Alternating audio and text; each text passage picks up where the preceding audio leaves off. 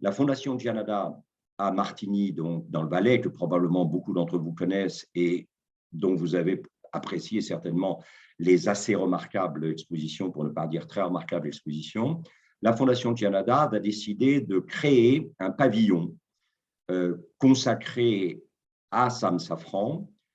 C'est à la fois unique dans la Fondation Gianada. Il n'y a qu'un seul endroit qui soit consacré à un artiste nommément et en particulier à un artiste contemporain. Et il n'y a pas de lieu au monde qui porte le nom de Sam Safran pour désigner le fait que ce bâtiment lui est entièrement consacré.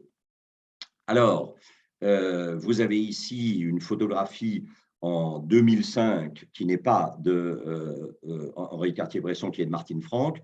Et cette photo vous présente évidemment Sam Safran en train de travailler à la mosaïque que vous voyez là, qui est le mur d'accès le mur à côté de l'accès au pavillon Sam Safran, cette mosaïque étant inspirée bien sûr d'une toile de Safran et qu'il a transformé donc en ce panneau assez impressionnant. Nous reviendrons encore une fois tout à l'heure sur le thème des escaliers.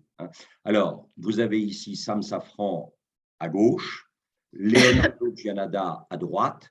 Et vous savez que Leonardo Gianada a créé la Fondation Pierre Gianada suite au décès dans un accident d'avion de son frère le 31 juillet 1976. Et que cette Fondation Gianada, encore une fois, organise toute l'année, et en particulier l'été, des expositions absolument remarquables qui sont consacrées souvent en alternance à des artistes contemporains et à des artistes plus anciens.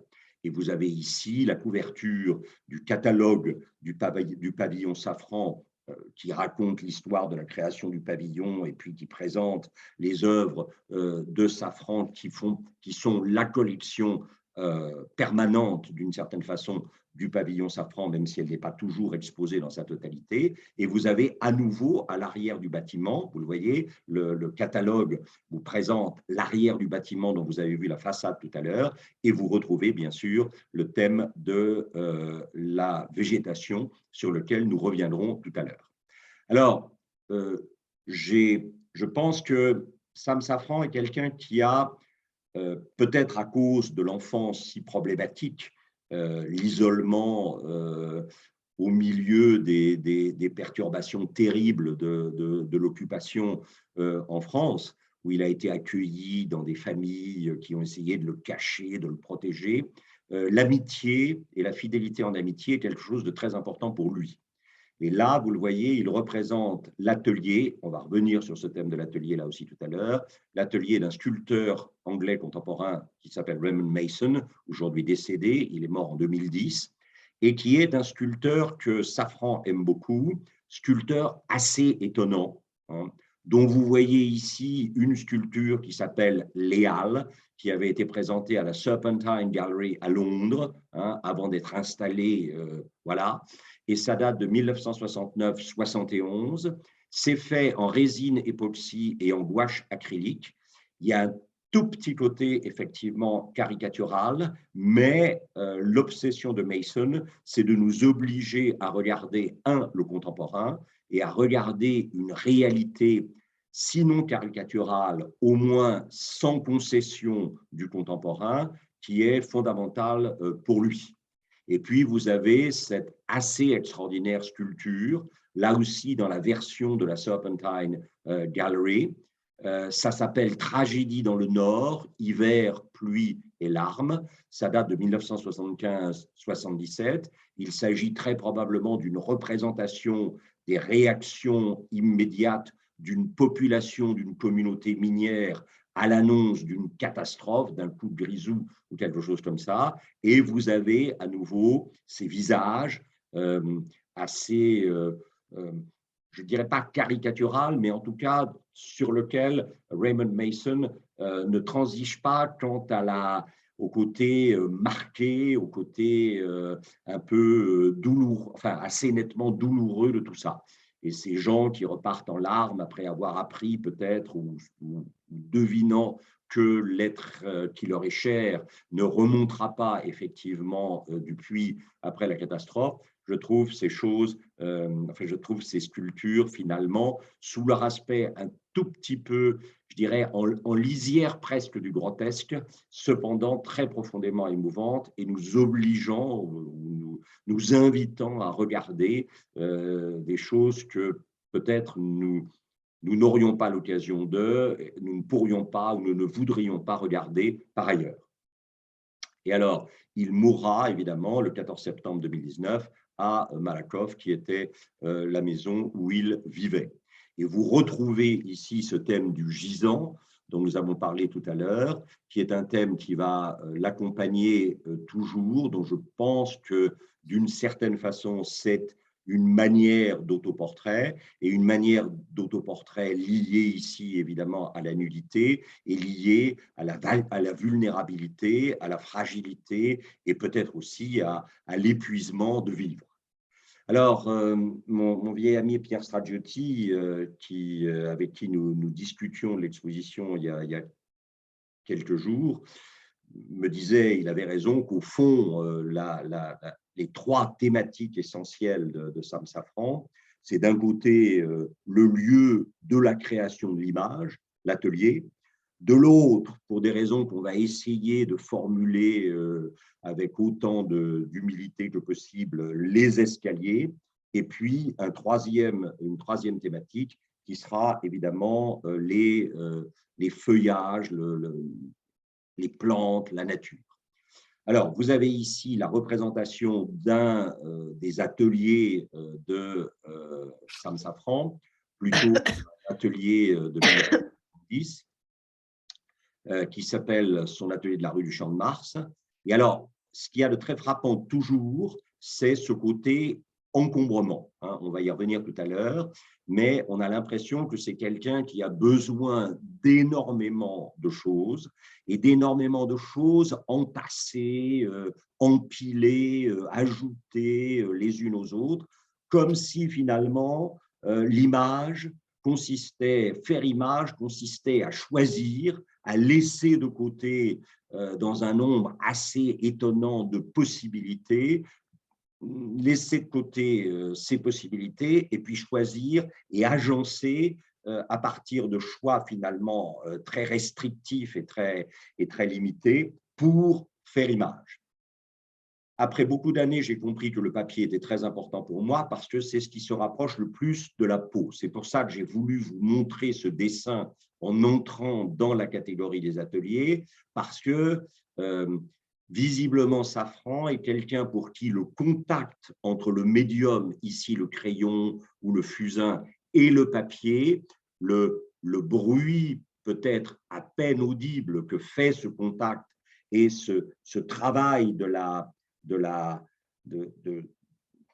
construction de l'image à partir de quelque chose de très humble, qui est une série de tracés risqués sur la page blanche, est quelque chose de très important. Et la façon, évidemment, dont il fait de cette page une peau correspond, à mon avis, probablement à la sensibilité de quelqu'un pour qui la peau est très chère parce qu'il a failli la perdre et qu'il a vu évidemment des gens autour de lui, très proches, qui lui avaient donné sa peau et qui l'ont perdue.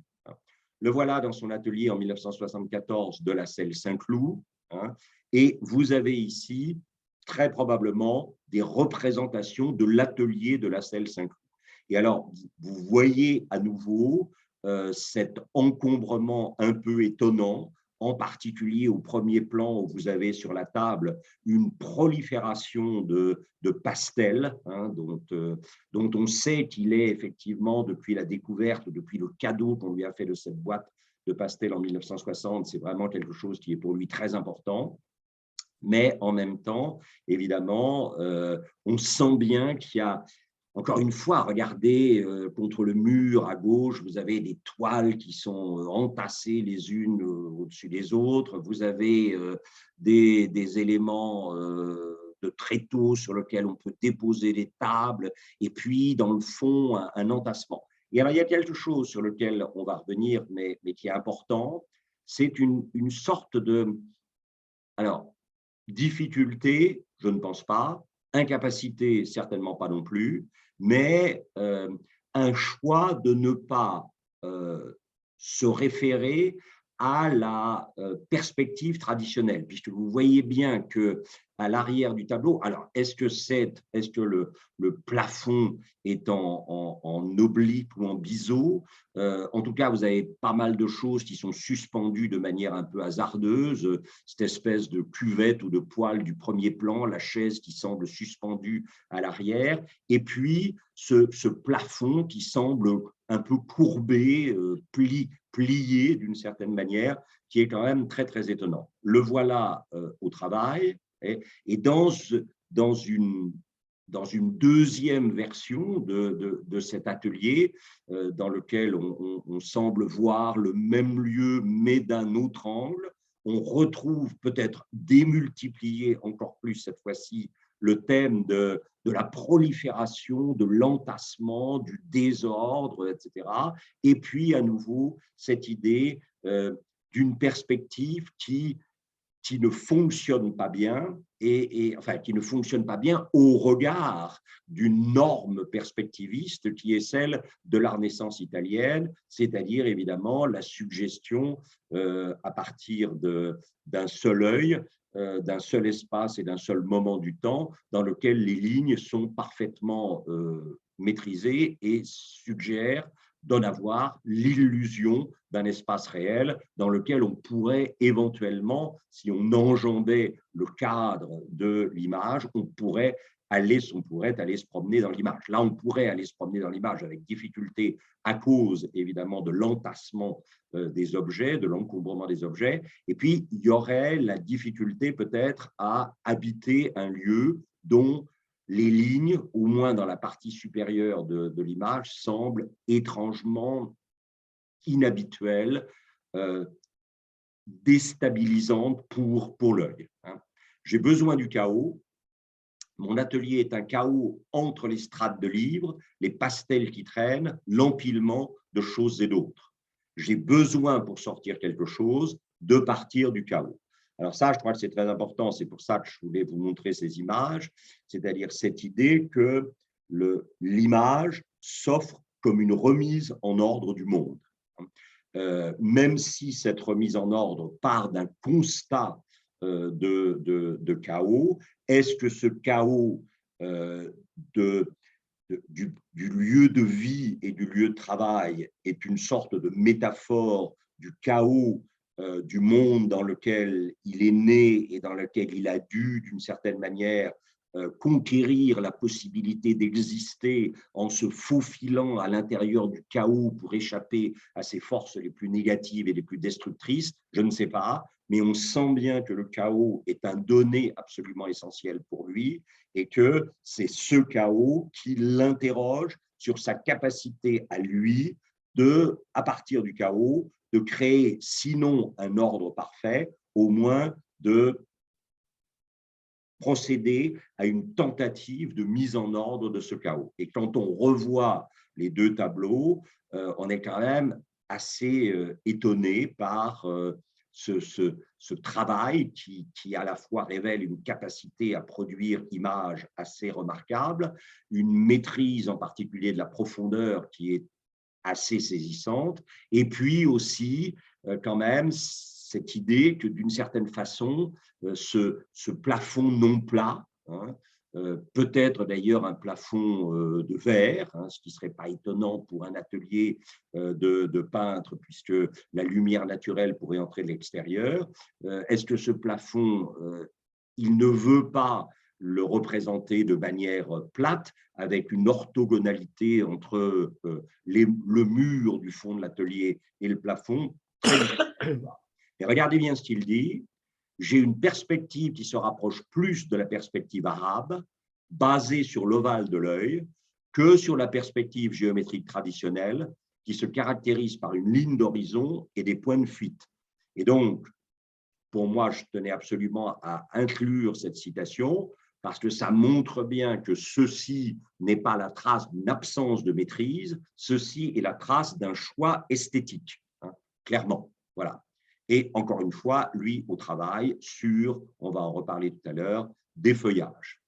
Vous avez à nouveau un autre atelier qui est celui de la rue de Crussol, puisqu'il n'a pas arrêté de se promener d'atelier en atelier, et vous retrouvez à nouveau ce thème de l'entassement. Alors, il se peut que si nous revenons un tout petit peu en arrière, vous vous souvenez que là, ici, dans l'image de gauche, vous voyez qu'il y a une sorte de canapé ou de méridienne avec un dossier, des bras et puis effectivement la possibilité de s'étendre. Et alors, vous retrouvez très probablement, à mon avis, ce canapé et cette méridienne ici, derrière le plan incliné du premier plan sur lequel il va travailler. Et vous voyez que toute petite, à mon avis, dans ce canapé, est-ce que c'est Lillette? Est-ce que c'est un autre modèle? Et regardez à quel point, finalement, la présence humaine est réduite. Hein, comme elle est. Vous avez à nouveau la chaise suspendue de façon un peu étonnante. On retrouve le poêle qu'on avait vu aussi dans.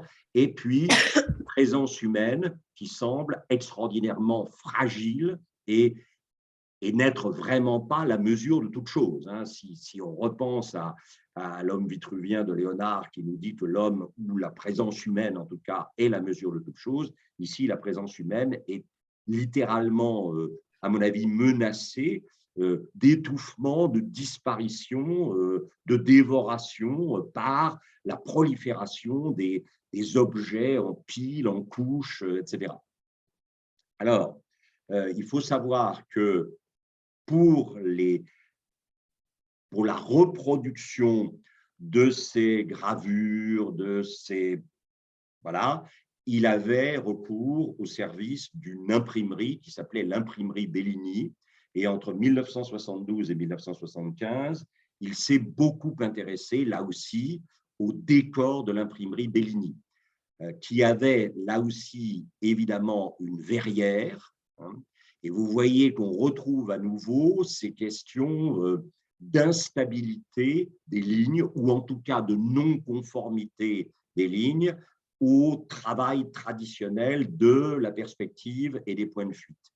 Et puis, je pense qu'au balcon, nous avons à nouveau deux présences humaines, et ces présences humaines sont extrêmement… Enfin, il faut faire très attention et ne pas passer trop vite sur l'image pour, évidemment, les repérer et les voir.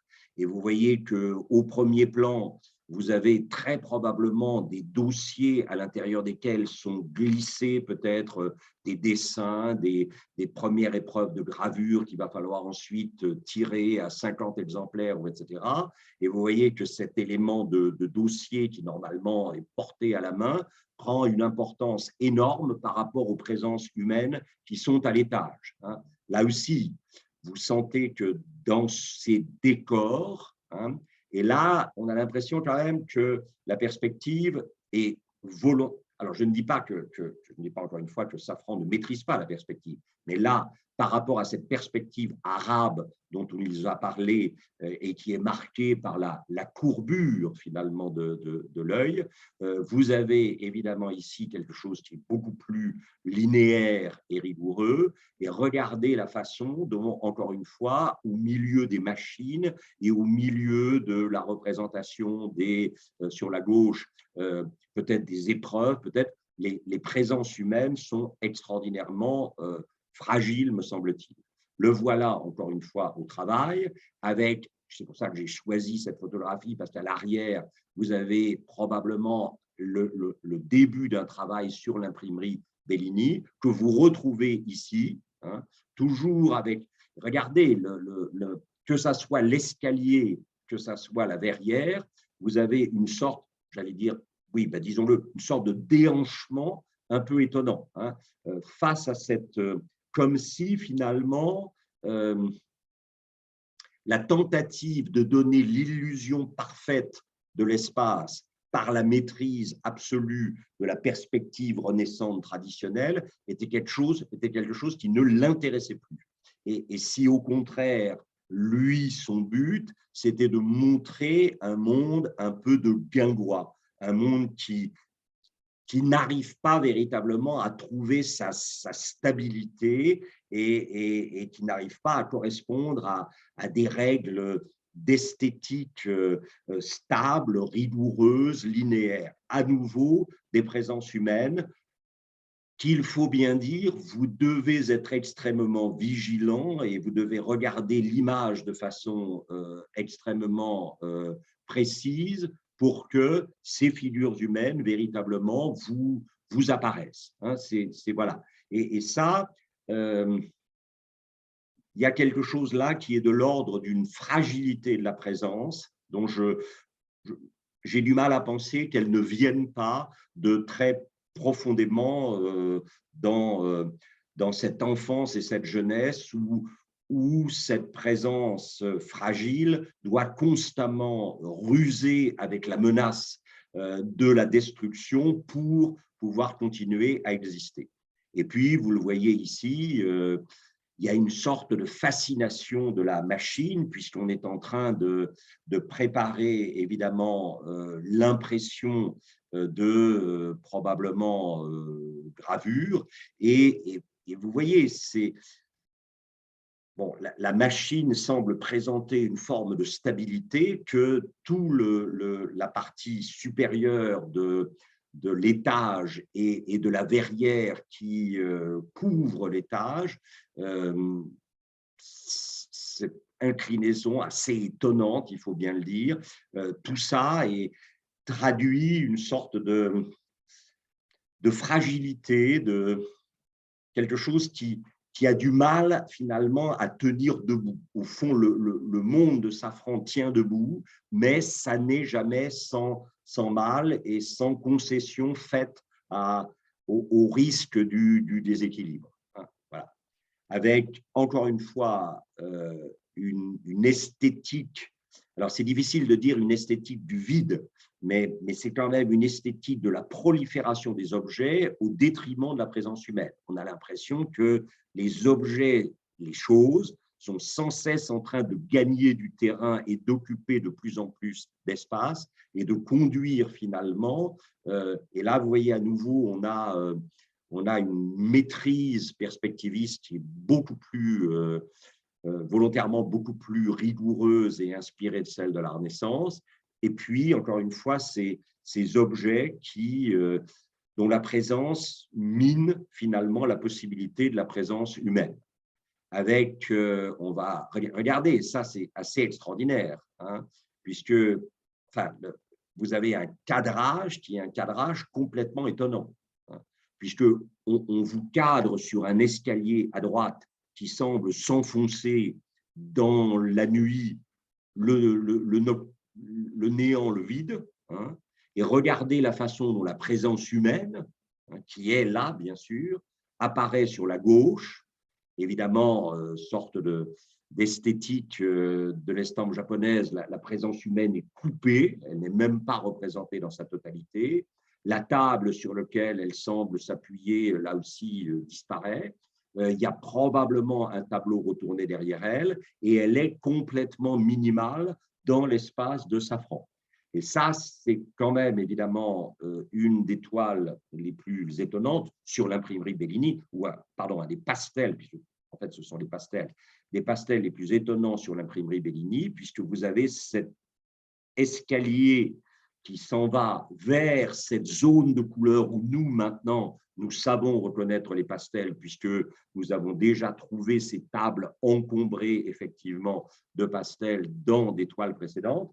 Et alors, regardez, on a l'impression que si on monte vers l'obscurité et finalement quelque chose qui est le noir, hein, presque le noir de Soulages à la limite, et que au fond, ça n'est qu'en descendant, ça n'est qu'en s'enfonçant qu'on va pouvoir passer du noir au blanc de l'escalier et qu'on va pouvoir enfin atteindre la couleur sans laquelle finalement l'image est menacée d'invisibilité et de disparition.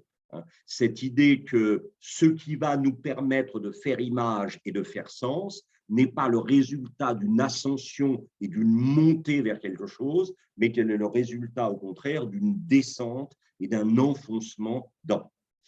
Alors, les escaliers, bien sûr, ça, c'est bouleversant. À nouveau, vous voyez, c'est ces silhouettes de gisants qui ne cessent de l'accompagner. Ici, ça n'est pas réduit au lit. Vous avez le personnage qui est, lui, probablement, à mon avis, sur un lit, et vous retrouvez ce thème de l'encombrement des objets. Alors, là aussi, est-ce que cet encombrement des objets, c'est quelque chose qui, d'une certaine façon, normalement, l'objet, c'est ce qui permet au sujet d'affirmer sa présence et de la mettre en posture d'existence. Et ici, on a l'impression, et ce ne sont peut-être pas des objets, ce sont des choses, que la prolifération du matériel, des choses, est à la limite de menacer la présence humaine. Alors là, vous avez un superbe pastel de 81. Et alors là, j'insiste, l'escalier est probablement pour moi un des thèmes les plus fondamentaux, sinon le plus fondamental de Safran.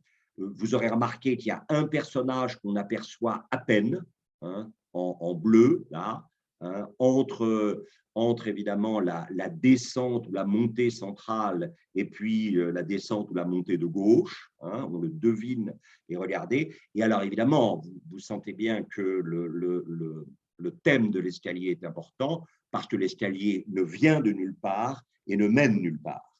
Et que l'escalier va devenir, à mon avis, pour moi, mais je peux me tromper, une métaphore de l'existence, c'est-à-dire au fond quelque chose qui nous requiert sans cesse à monter et à descendre, sans jamais savoir d'où nous venons et où nous allons, et sans qu'il soit possible pour nous, finalement, de le savoir.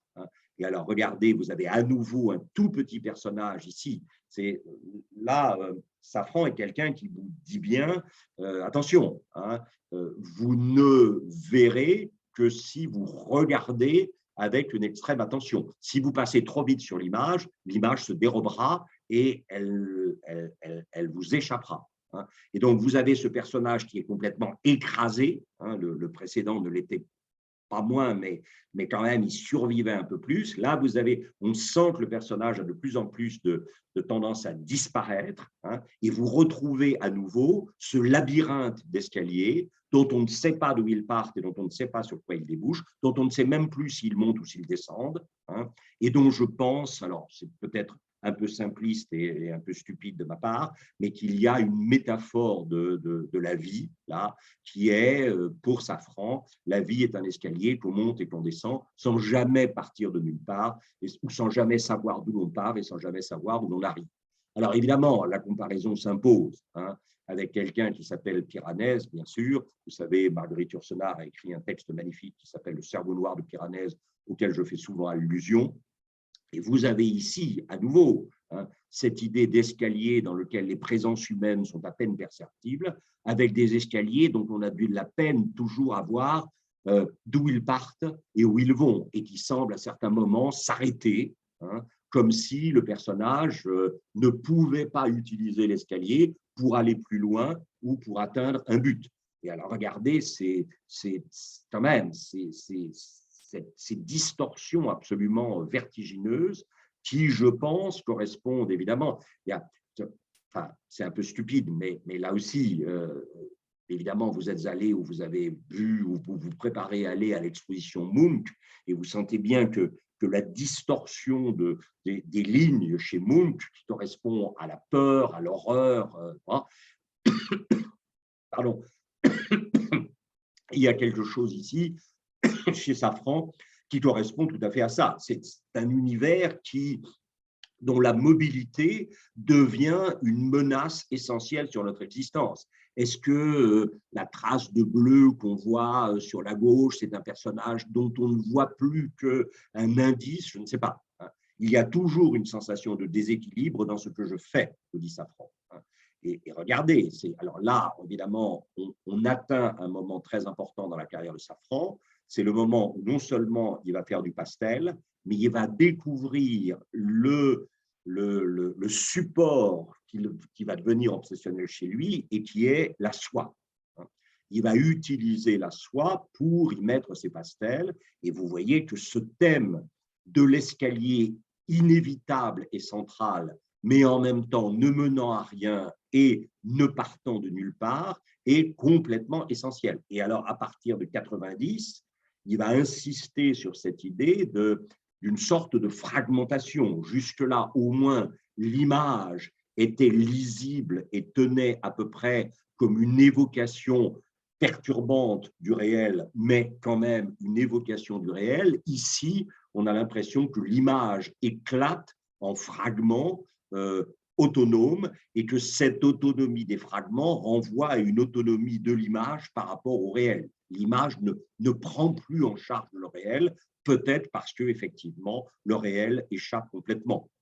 Un soir, je travaillais comme vous aurez évidemment l'enregistrement, vous pourrez relire ça tranquillement, mais regardez ce cauchemar qu'il vous raconte, cauchemar éveillé, bon, je suppose, dans lequel il vous dit que c'était la pleine nuit, il y avait une ombre portée de la fenêtre sur les marches, j'ai vu d'un seul coup, j'étais passé 1000 fois sans la voir, et subitement je l'ai vu. Alors j'ai décidé de la dessiner, mais ça bougeait toutes les 3 minutes, la terre tourne, il y avait la lumière ici, découpée, et tout le reste était dans le noir. Je dessinais jusqu'à ce que tout tombe dans le noir en mettant une lampe de poche. À un moment donné, tout ce qui était sombre devenait très clair, et tout ce qui était très clair devenait très sombre. Alors pour pouvoir faire l'ensemble, je me suis mis à bouger. J'étais obligé de m'identifier à une araignée qui pend au bout de son fil dans la cage. Alors, cette évocation de lui-même comme une araignée suspendue à son fil qui se retourne sur elle-même pour voir le haut, le bas, c'est quand même très étonnant. Et on retrouve ces escaliers fragmentés qui l'ont, dans les années 90, obsédé et qui ont continué, vous voyez, là, vous avez à la fois les fenêtres, vous avez les toits qu'on voit normalement par les fenêtres quand on descend l'escalier, et vous sentez qu'il y a une partie d'escalier à gauche et puis une partie d'escalier central. L'unité de l'escalier qui certes nous enfermait et nous inquiétait parce qu'on ne savait pas où on allait ni d'où on venait, d'une certaine façon ici, l'unité de l'escalier, elle éclate et l'escalier lui-même devient fragmentaire comme manifestant une vie fragmentaire dont on n'arrive plus à faire tenir les éléments ensemble. Là, 1991 à nouveau, on a le reste des fenêtres qui semblent ouvrir sur un monde réel et dessiner un monde réel. Et en même temps, vous voyez bien que face à ce monde réel qui est dehors et qu'on ne perçoit que de manière très fragmentaire, l'escalier reste obsessionnellement le lieu dont on ne sait pas d'où il vient et dont on ne sait pas où il va.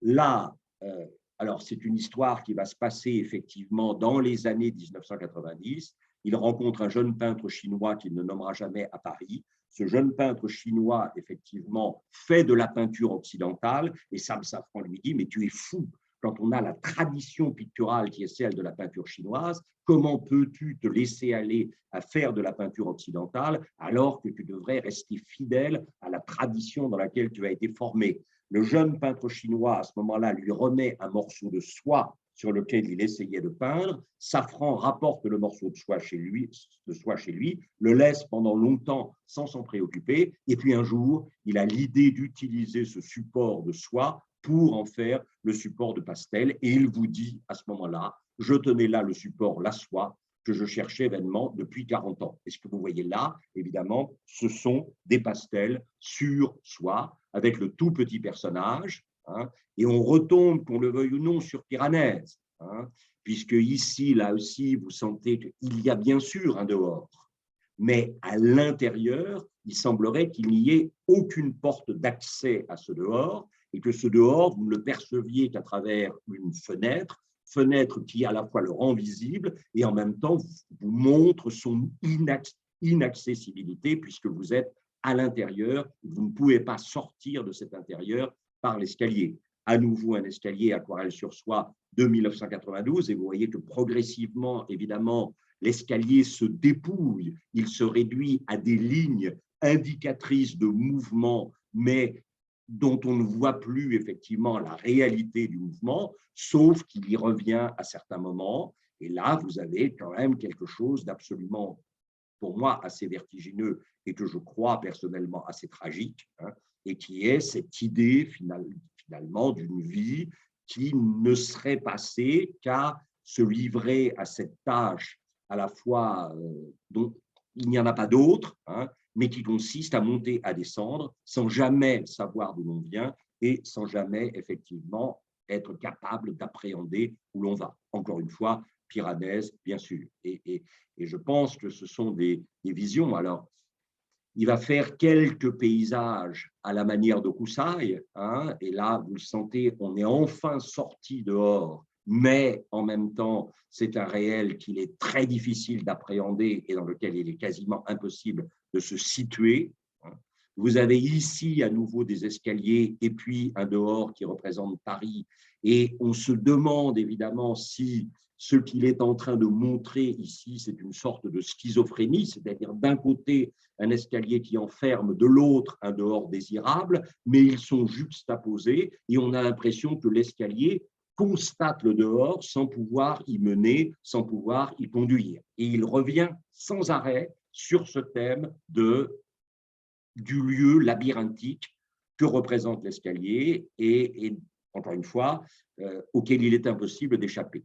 Alors, est-ce que cet escalier est une métaphore de l'histoire? Moi, je serais tenté de le penser, c'est-à-dire qu'au fond, l'homme n'arrête pas de monter et de descendre dans le temps sans jamais savoir vraiment d'où il vient et sans savoir s'il a une possibilité d'aboutir.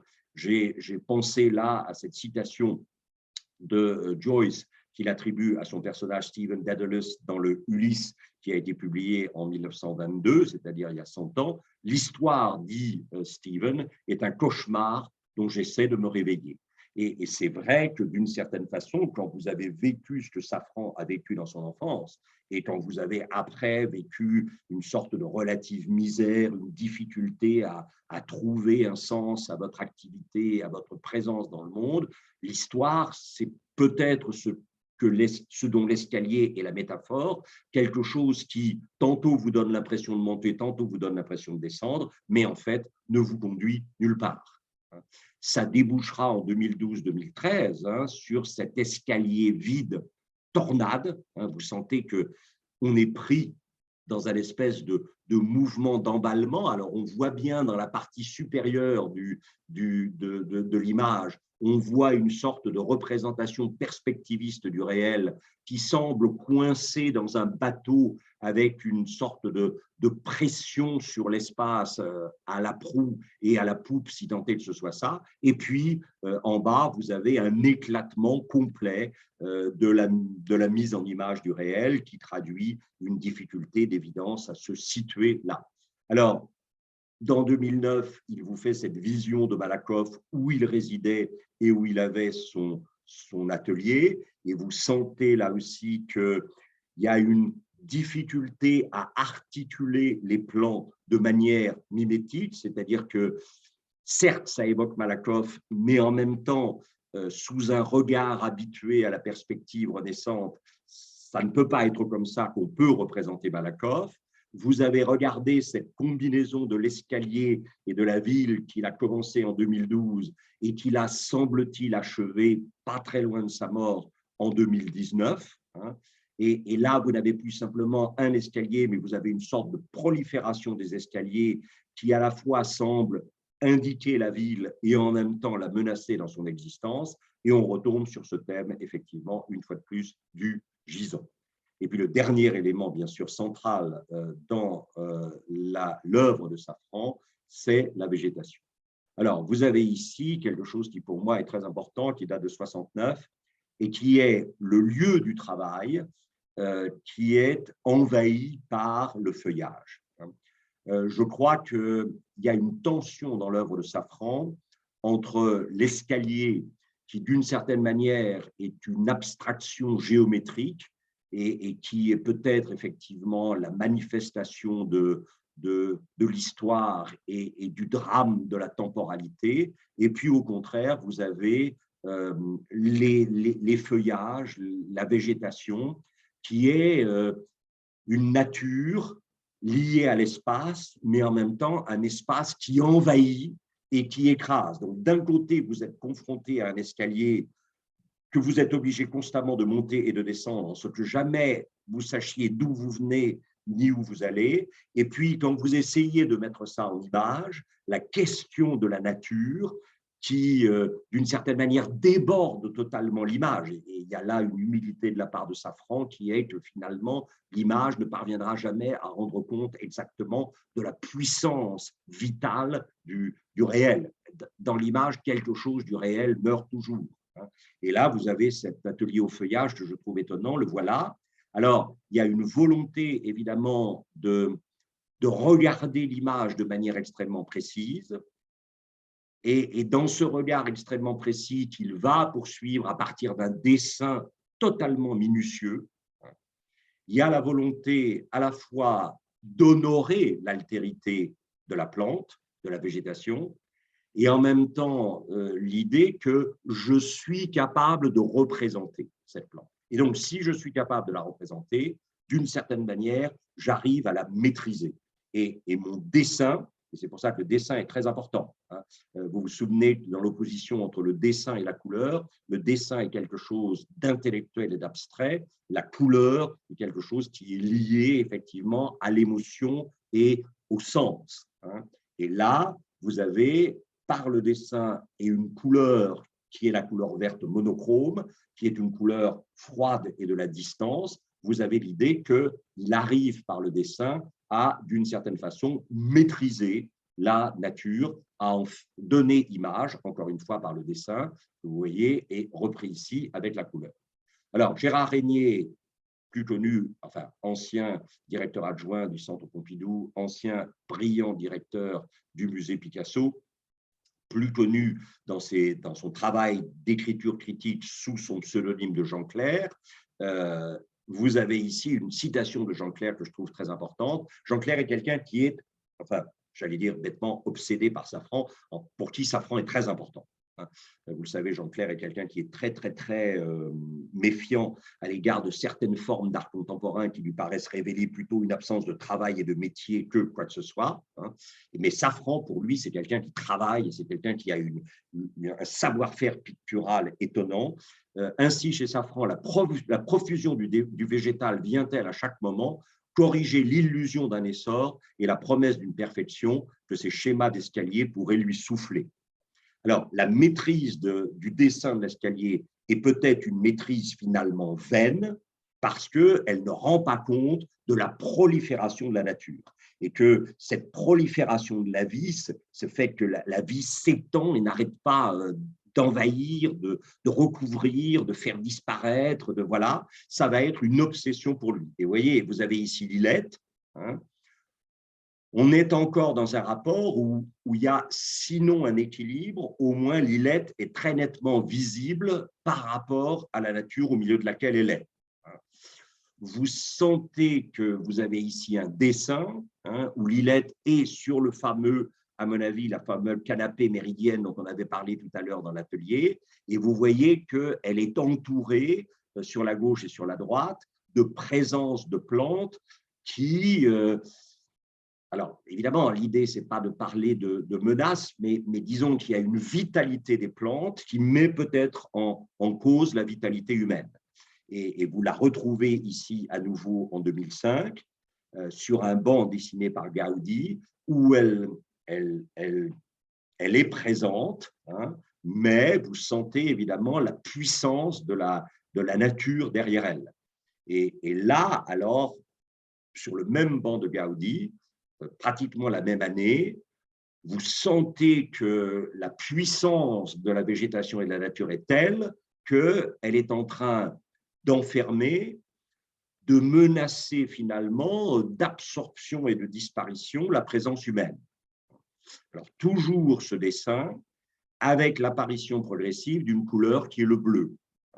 Et regardez ici, c'est assez spectaculaire. Vous avez encore des plantes vertes, vous avez des références à l'architecture qui nous renvoient à cette absence de perspective renaissante et à cette perspective arabe dont il nous parlait tout à l'heure.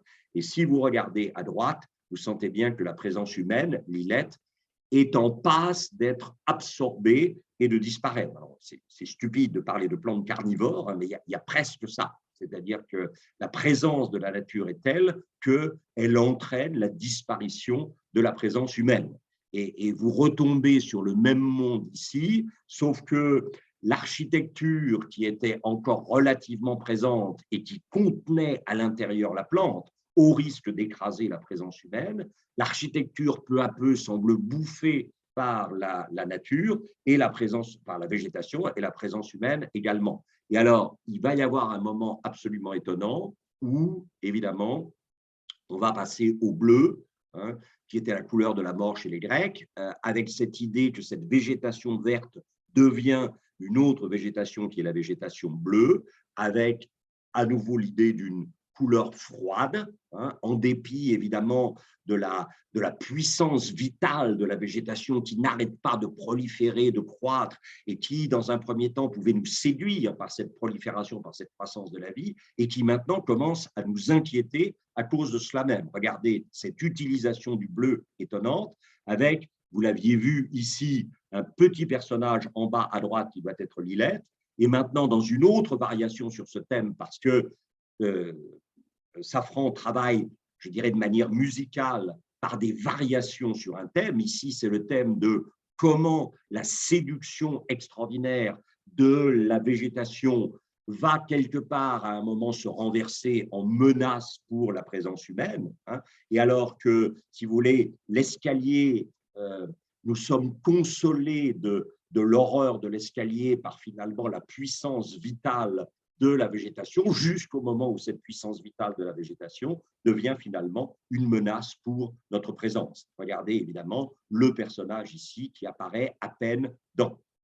Et vous avez à droite, évidemment, aussi, là, en bas, hein, ce personnage qui apparaît à peine dans. Et alors, évidemment, moi, j'avoue que je suis assez fasciné par cette image, puisque vous voyez que dans cette image, hein, la végétation est en train de grignoter, de dévorer l'espace essentiel pour Safran de l'escalier. J'ai fait un grossissement maladroit, mais je pense que c'est important. Vous voyez qu'ici, vous avez la végétation et à droite, vous avez l'escalier. Et on sent bien que progressivement, la végétation est en train de manger l'escalier.